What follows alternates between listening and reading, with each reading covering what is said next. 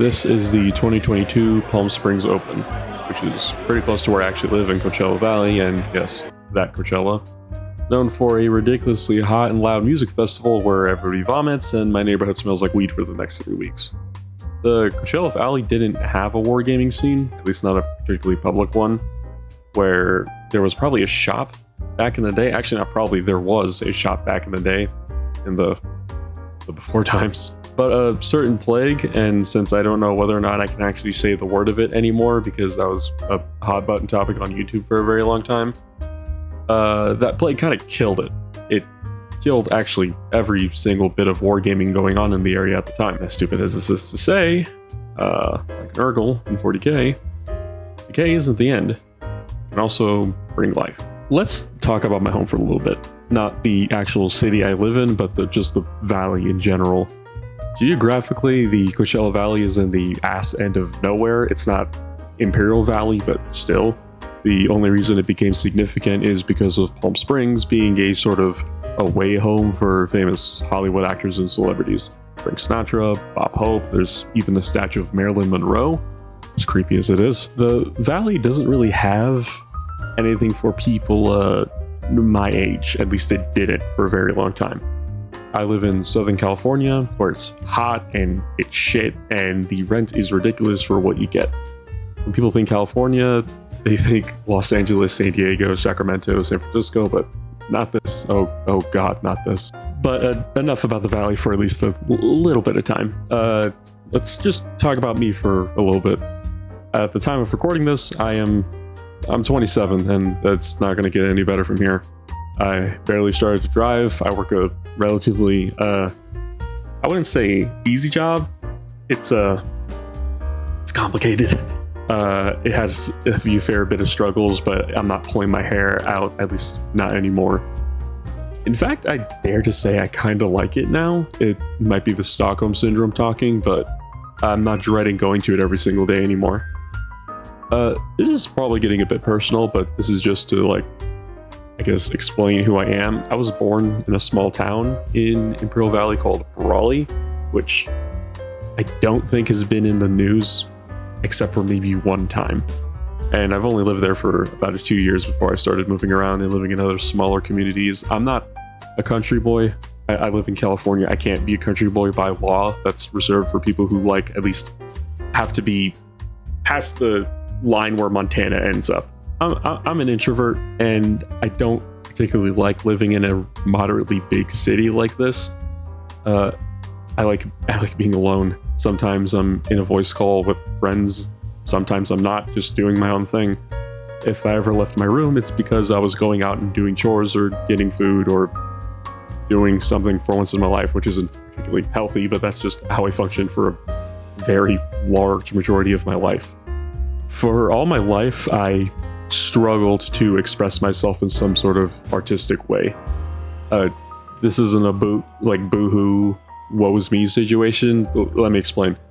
My mom has always been a creative person, and she actually ended up turning that into a business, as much as I had to suffer for it. Not in a particularly awful way, just more of annoyance.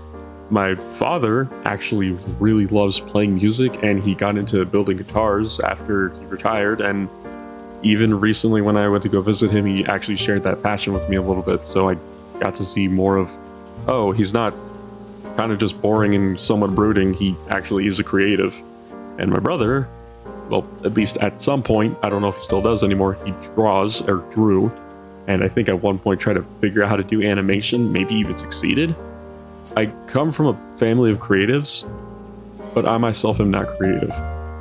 I'm a very, I don't want to say analytical person because that sounds incredibly narcissistic, but I do try to look at things from a logical perspective, even if my logic isn't the best, mostly because the sample size for how I think is relatively small. Like I said, introvert, lived in the middle of nowhere. I'm not exactly a jackass, but my opinions are my own. To go ahead and explain how much of a non-artist I am, I got a D in art in high school. A D. I don't know how you managed to do it, but I did it. And I mean, high school comes and goes.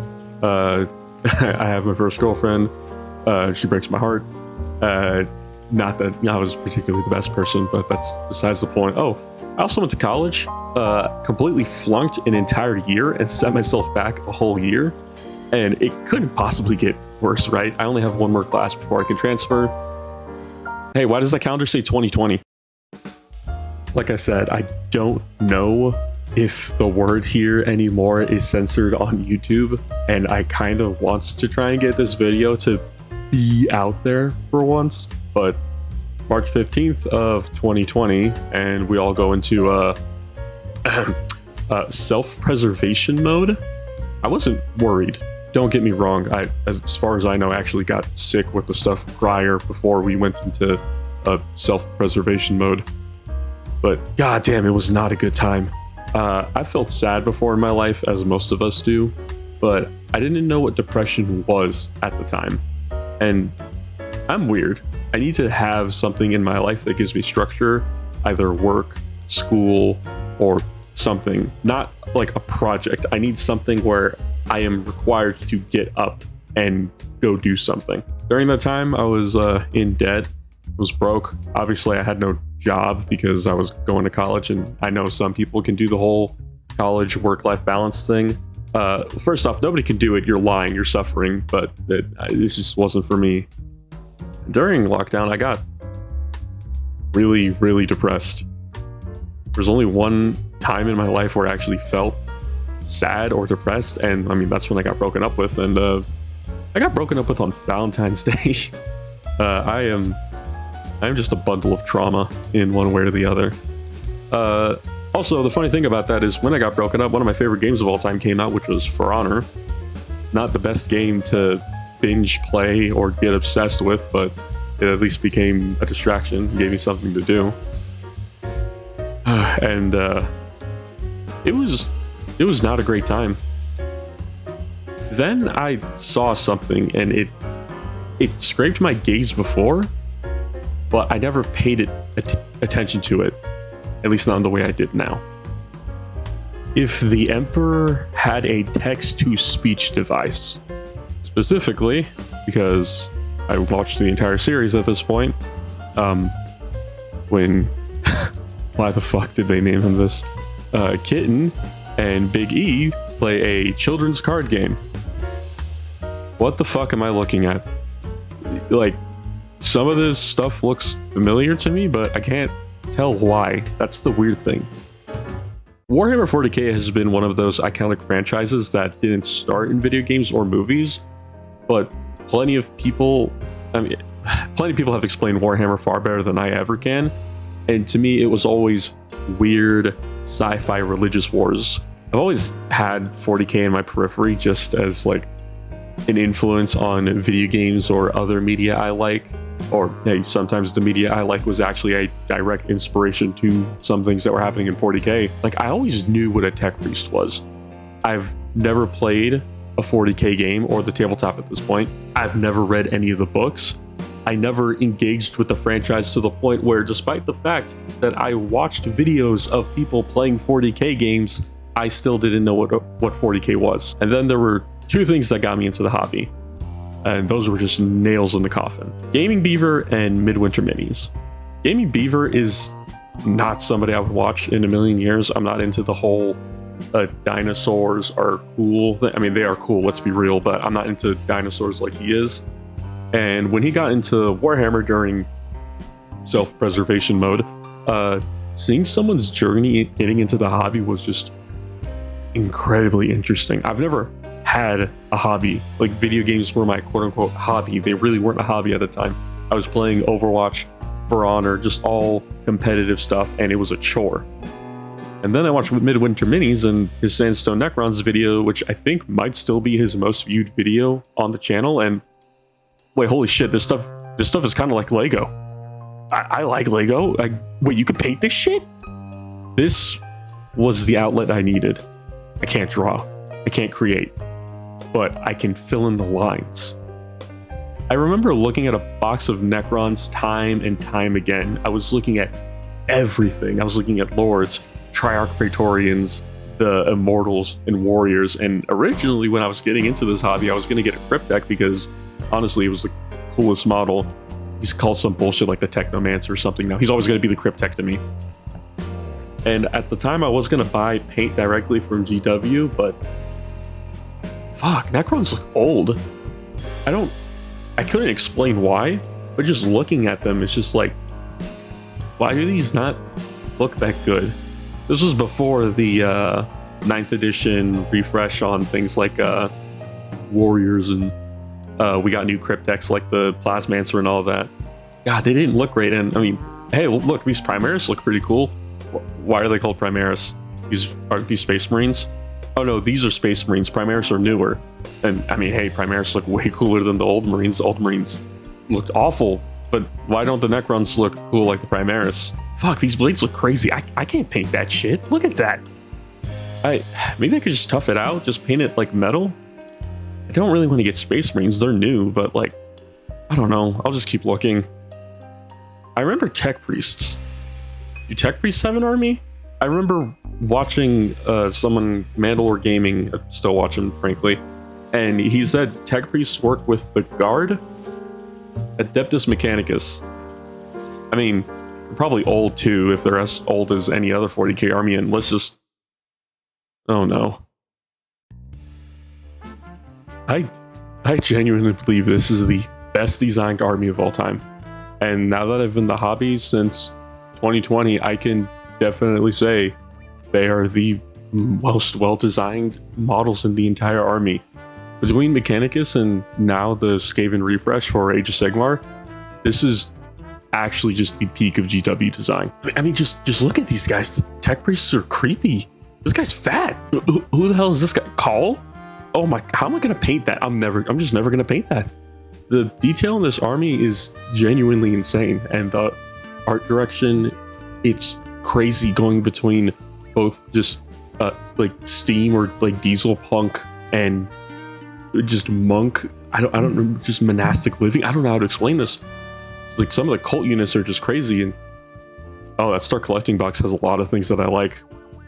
It was my birthday, and despite the fact that I was in debt, I had just enough money to possibly buy a Start Collecting box. I bit the bullet.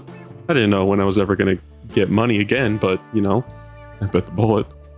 Nobody knew how long being in self-preservation mode was gonna be, so I just bought the box. Around a week or two, the box came, and holy shit, these guys are tiny. Maybe it's because I hadn't like toyed around with Lego in forever, but a majority of the minis are, or at least like the human size minis are, like minifigure size. But there was a genuine point in time where I thought I got scammed, and I had to look it up to make sure I didn't get scammed. Fuck, I don't have brushes. I don't have paint. I have a bunch of craft paint and like shitty brushes. I could just use that, right? We all gotta start somewhere. And well, that's where I started. Pretty much stayed in my room, just gaming and painting every single day, painting up my whole Start Collecting box with shitty, awful craft paint. Eventually, when I got more cash, I actually bought some more models in normal paint. I chose Vallejo. It was the less complicated paint to use as a beginner, and you got more bang for your buck. Fuck you, Vallejo, for changing your game color range again. Just keep changing your ranges, why don't you bastards? Over the course of this, I started up my first and current, well, maybe not really my first, but my current job. I amassed around 2,000 points of Adeptus Mechanicus, and before I even finished painting all that, I started Salamander's army. This became a running theme, and is still a running theme. Eventually, I started to look for people to play with, and nothing. The closest store was all the way in Riverside, which is from the valley about an hour and a half's drive, not accounting for traffic. The aforementioned store that was here got closed due to everyone going into self-preservation mode. I don't know how I learned about it, but Palm Springs Open, the first ever grand tournament in the Coachella Valley, held in, well, Palm Springs. Why? Because people know Palm Springs or Coachella even though Coachella actually doesn't take place in Coachella. I don't know. That's not the point. And at some point, I just found a Reddit post of someone saying, "Hey, I'm looking to game with people in the Valley," and that's how I ended up meeting my first two friends in this hobby. And we started our own wargaming group, and it has now amassed from a small starter size of 3 people to what ended up becoming a group of around 300 people who everybody was looking for something different. And the purpose of the group was to be solely wargaming, but now it's turned into this weird amorphous blob. I'm pretty sure this is what Am actually turned Ted into. I just sit in the Discord and sometimes just staring at it, my brain rots because of how many different things people are into. I think the first ever game I played that was like actual 40k, I just got hit with the Reaper of Obliterax from 9th edition, and if you know what that means, you know my pain. Fuck you, Ruben. I don't count those games because none of them were at the full 2,000 points, which is the competitive standard, and as time marched on, PSO came closer and closer. I was not ready. I am an introvert. I have said this before. I like going to the occasional county fair, and I've been to some small scale conventions, but I've never been to something like this, at least not to my memory. I don't have a lot of footage from my first time of going to PSO, but I still remember it very vividly from beginning to end. PSO taught me a few things. Firstly, that I'm not good at this game, and I'm probably never going to be good at this game. And the second thing was I chose the wrong fucking army. Mechanicus at the time, when I started playing them, got nerfed into the ground, and everybody was shitting on us. But fuck, I love playing the army, and I just love how it plays. I'm not a big fan of RTSs. The closest I ever got into them was like Total War, and yes, I played the Warhammer series. The game feels like a general representation of that, so it's what I'm most used to. Other than that, just things like XCOM or something. In preparation for getting into the Mechanicus, while I was painting them and assembling the rest of the models I needed for the tournament, I listened to Scutarius by Rob Sanders. It's honestly a very mediocre book, but it gave me a first-person perspective on how the Scutari work and how the Mechanicus work in a time of war, rather than just all their political structures. And it's probably my favorite part of the army next to the tech priests. I mean, just look at them. They're goofy and they're creepy and also kind of cute in a really weird way if you like a semi-lobotomized human beings with no eyelids. That's why they have goggles, because they can't close their eyes. Underneath all that mangled human meat, you just flip a switch and you could turn these guys into puppet even if you're in low orbit and just command an entire army like you're playing Command and Conquer. This army is just so cool. PSO came and went, and I got my motherfucking ass beat every single game. I'm pretty sure the first time I went to PSO, I didn't win a single game. I didn't go dead last. There were people who were somehow worse than me, God knows how, but between my first game being against Harlequins, being on the wrong side of Abaddon, and also just learning how Miracle Dice can just win a game, it is still one of the most fun memories I've ever had in my entire life. And even after God knows how many years since it's been, I assume only 3 because I said it was 2022, but hey man, maybe I don't even know. But PSO is probably going to stay in my mind forever. So why this video? Why this super personal introduction? Most people who make a channel trailer, back when those were a thing on YouTube, they're just looking to get your attention in the first 1 or 2 minutes and then kind of coax you into watching their videos. The thing is that with me, with this hobby, is that I can't explain who I am in 2 minutes, or what I like, or what I do. I'm not going to title this video Warhammer Saved My Life, because that's just flat out not true. I would have been fine. It was a small period of my life where I was depressed and I would have made it out, but the game certainly changed my life in a way. I'm gearing up for PSO for 2025, and if you couldn't tell from this channel's theme, I'm taking Iron Warriors because playing CSM has been incredibly fun, and honestly, they're a faction that I, in a healthy way, identify with a lot. And I already know I'm going to get my ass beat because I just do. But I'm going to make sure I make it hell as much as possible for my opponent, because I exist solely to cause pain for everybody who's on the other side of the table for me. I'm a nerd. I do TTRPGs now. I'm a DM for Dungeons & Dragons, Pathfinder, Cyberpunk, and all that. I like very evil or flat-out amoral characters, sometimes anti-heroes. I don't have an outro. Maybe I will in the future, but when I came into this hobby, I was probably what I would describe as the lowest point of my life. At least the lowest point in a very long while. But weakness is a choice. Thanks for listening.